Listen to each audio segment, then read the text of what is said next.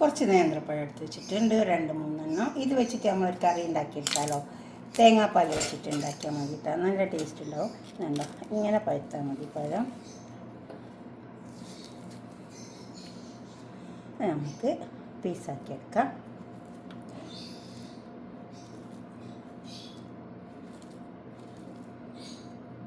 നമ്മുടെ നാട്ടിൽ നേന്ത്രപ്പഴം പല തരത്തിലും കിട്ടുമല്ലോ.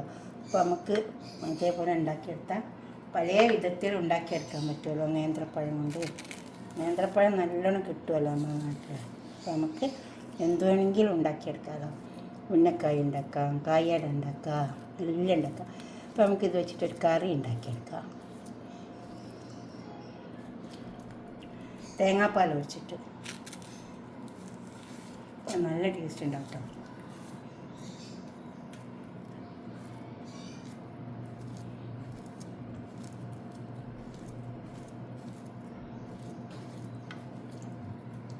നമുക്ക് വേവിച്ചെടുക്കാം.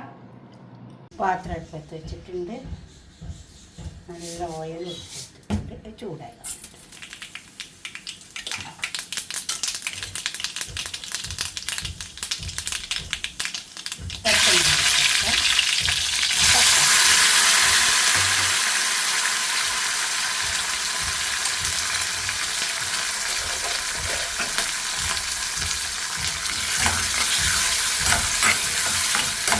തക്കാളി നല്ലോണം വാടണം.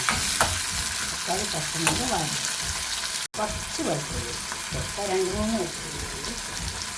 അപ്പോൾ നമ്മൾ പഴം ഇതിലേക്ക് ചേർക്കുക.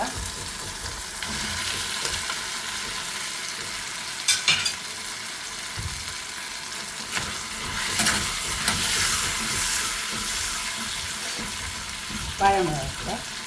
പഴപ്പഴം നമുക്ക് തിരുമുളകിൻ്റെ പൊടി ഇട്ടെടുക്കാം. കുറേ ഇട്ടെടുത്താൽ മതി.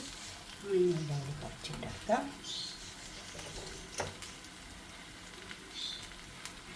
അത് എരിവില്ലാത്ത മുളകാണ്.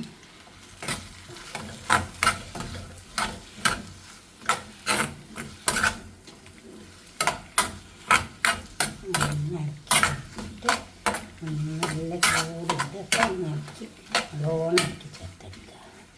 എന്നിട്ട് ഇതിലേക്ക് നമുക്ക് അധികം വെള്ളം ഒഴിക്കാണ്ട് പിഴിഞ്ഞിട്ട തേങ്ങാപ്പാൽ ഒഴിച്ചെടുക്കാം.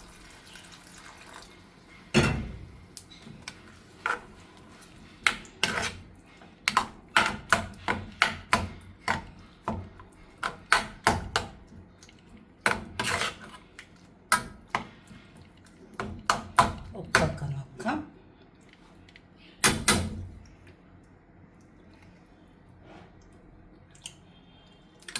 ഇട്ടിട്ടില്ല, ഇട്ടെടുക്കാം.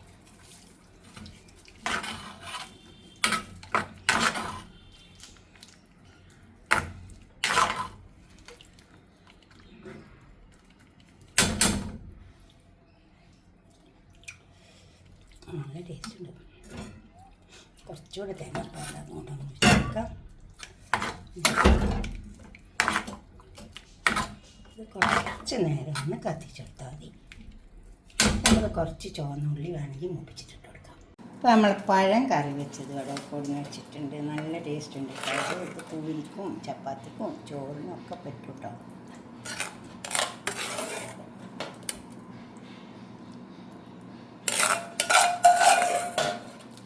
ഇതുപോലെ ഒന്ന് ഉണ്ടാക്കി വയ്ക്കാം. കടുക് ഇട്ടിട്ടുള്ളതുകൊണ്ട് ഞാൻ പിന്നെ ചെറിയ ഉള്ളി ഇട്ടിട്ട് തൂമിച്ചിട്ടില്ല. പിന്നെ കുറച്ച് കറിവേപ്പില, പിന്നെ കുറച്ച് ഉണക്കമുളക്. നിങ്ങളിങ്ങനെ ഒന്ന് ഉണ്ടാക്കി വയ്ക്കട്ടെ. നിങ്ങളുടെ അഭിപ്രായ നിർദ്ദേശമൊക്കെ ഒന്ന് കമൻറ്റ് ബോക്സിൽ അറിയിക്കട്ടെ. ലൈക്ക് ചെയ്യും വേണം, ഷെയർ ചെയ്യും വേണം, സബ്സ്ക്രൈബ് ചെയ്യാത്തവരൊക്കെ ചെയ്യും വേണം. ഓക്കെ, അടുത്തൊരു വീഡിയോ ആയിട്ട് നമുക്ക് പിന്നെ കാണാം. ഫേസ്ബുക്കും ഫോളോ ചെയ്യണേ, ഇൻസ്റ്റാഗ്രാമും ഉണ്ട്.